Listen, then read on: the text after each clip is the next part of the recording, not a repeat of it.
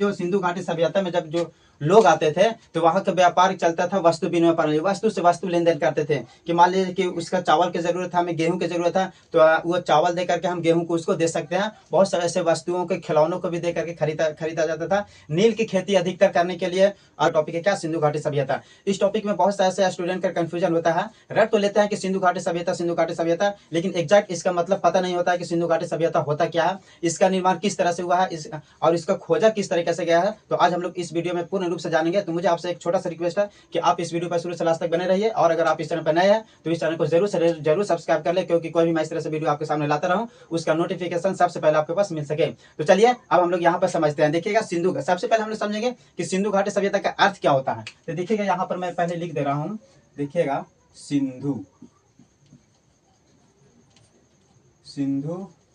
घाटी सभ्यता। सिंधु घाटी सभ्यता, देखिए यहाँ पर आपका दिया हुआ है क्या, सिंधु घाटी सभ्यता। यानी कि सिंधु घाटी सभ्यता के मतलब ये होता है कि सिंधु के मतलब समझिए डायरेक्ट रूप में कि सिंधु एक के नदी का नाम है। यानी कि डायरेक्ट रूप में समझिए कि नदी का नाम है, ये मानसरोवर झील से होकर के या आपका भारत के ऊपर वाला छोर से होते हुए जाकर के पाकिस्तान में गिरता है। तो ये यहाँ पर डायरेक्ट रूप में समझ सकते हैं कि क्या है, ये एक क्या है, एक प्रकार की क्या है, ये नदी है। आप समझ सकते हैं ये क्या है, एक प्रकार की ये नदी है, इसमें कंफ्यूजन होने की जरूरत नहीं, ये क्या है, नदी है। इसके बाद यहाँ पर मेन इंपॉर्टेंट बात आपका आता है क्या, घाटी। घाटी कहने का मतलब ये होता है कि कोई नदी है, वो नदी के दोनों ओर जो फैला हुआ क्षेत्र होता है या उपजाऊ मिट्टी होता है, उसी को बोला जाता है क्या, घाटी बोला जाता है। यानी कि इसका यहाँ पर हम कह सकते हैं कि नदी के दोनों ओर फैला हुआ क्षेत्र, फैला हुआ, यानी कि नदी के दोनों ओर फैला हुआ क्षेत्र को बोला जाता है क्या, घाटी बोला जाता है। या हम लोग इसको कह सकते हैं कि नदी के दोनों ओर जो उपजाऊ मिट्टी होता है, उपजाऊ जगह जो होता है, उसको भी हम लोग क्या बोलते हैं, घाटी बोलते हैं। ठीक है, अब यहाँ पर तो आपका सिंधु का मतलब समझ में आ गया और घाटी का मतलब समझ में आ गया। अब यहाँ से हम लोग समझते हैं क्या, सभ्यता। अब यहाँ से हम लोग आप समझते हैं। ठीक है, यहां से सभ्यता के मतलब ये होता है कि सभ्यता कहता है एक विकसित समाज। विकसित समाज कहने का मतलब या इसको हम शॉर्ट रूप में हम लोग कह सकते हैं विकसित समाज। विकसित समाज कहने का मतलब ये होता है कि ये समाज पूर्ण रूप से विकास होने चाहिए, पूर्ण रूप से विकसित होना चाहिए। अब पूर्ण रूप से विकसित होने के लिए उसमें विशेषताएं क्या होना चाहिए कि किस तरह से अगर रहेगा तो वो विकसित समाज कहलाएगा। तो सबसे पहले यहाँ पर होना चाहिए कि शहर और पक्के मकान होना चाहिए। एक में यहाँ पर आप लिख सकते हैं कि उस व्यवस्था क्या होना चाहिए, शहर और पक्के मकान।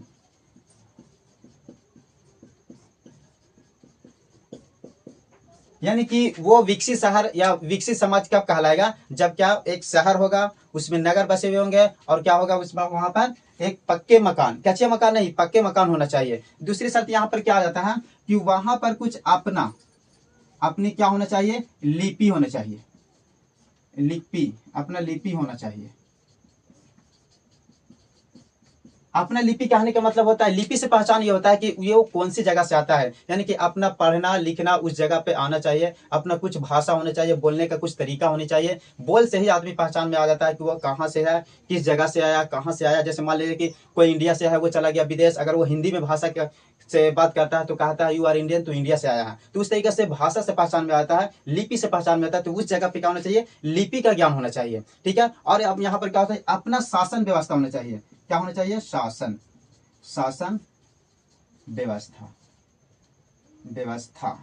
अपना क्या होना चाहिए, शासन व्यवस्था। यानी कि वहां पर कुछ अपना शासन होना चाहिए, दूसरा को देखा हुआ शासन नहीं, अपना कुछ शासन होना चाहिए, कुछ अपना सैनिक होना चाहिए। ठीक है, उस तरीके से व्यवस्था जो चलाया जाता है कि कौन सा यहाँ पर व्यापार आएगा, ये किस तरीके से वो अपना शासन के रूप में चला सके। और अगर कृषि और व्यापार हो, यानी कि इस जगह पे क्या होना चाहिए, कृषि और व्यापार की सुविधा होनी चाहिए।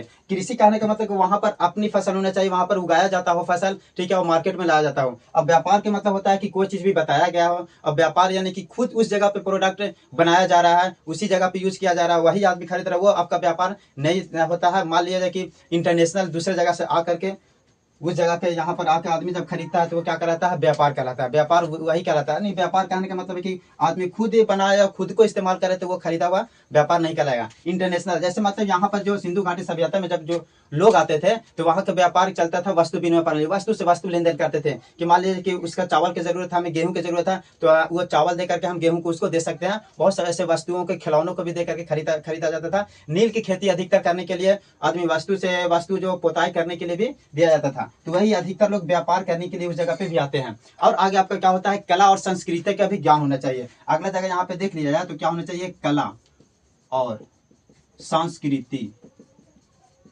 कला और संस्कृति का ज्ञान।